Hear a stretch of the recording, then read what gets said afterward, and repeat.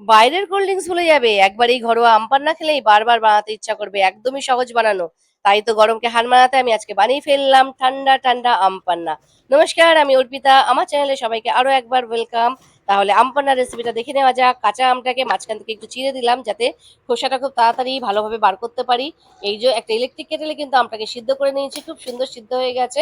এখন আমটাকে নামিয়ে নেবো ঠান্ডা করে, তারপরে কিন্তু আমের পাল্পটা বার করবো। আমরা কিন্তু অনেক সময় আম পোড়া শরবতও বানাই, সেক্ষেত্রে আমটা যদি ভালো করে না পোড়া হয় তাহলে কিন্তু আমের পাল্পটা বার করতে খুব কষ্ট হয়। এর জন্য দেখো আমটা এইভাবে বয়েল করে নিলে একদম দেখো কি সুন্দর মাখনের মতন আমের পাল্প গুলো বেরিয়ে যাচ্ছে। একদমই সহজ বানানো। আর সহজ উপায়ে এই আম পান্নাটা বানিয়ে কিন্তু তোমরা ফ্রিজে অনেক দিন স্টোর করে রাখতে পারো।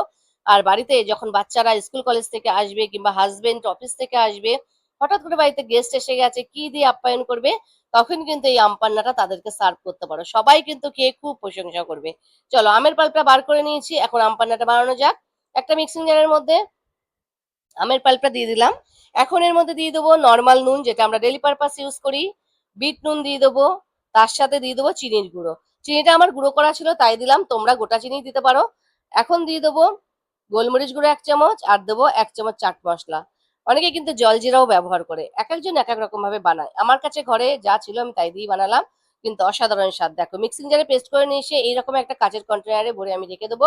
আর যখন খেতে ইচ্ছা করবে বার করব, গ্লাসের মধ্যে বরফ, আম পান্না ঢেলে ওপর থেকে আরেকটু ঠান্ডা জল দিয়ে গ্লাসটাকে ফিল করে, যদি পুদিনা পাতা থাকে তাহলে গার্নিশিং এ দিও, না হলে দিতে হবে না, এমনিই খাওয়া যাবে। শুধু নুন চিনিটা একটুখানি টেস্ট করে নিলেই হবে। আম পান্না একদম রেডি, এখন জাস্ট এনজয় করব। তাহলে বন্ধুরা, তোমাদের কেমন লাগলো আজকের আম পান্নার রেসিপি অবশ্যই কমেন্ট করে জানাবে। রেসিপি দেখে ভালো লাগলে একটা লাইক কিন্তু অবশ্যই করে দিও। তাহলে বন্ধুরা, এখনকার জন্য এই পর্যন্ত। দেখা হয়ে যাবে আবারও একটা নতুন ভিডিওর সাথে।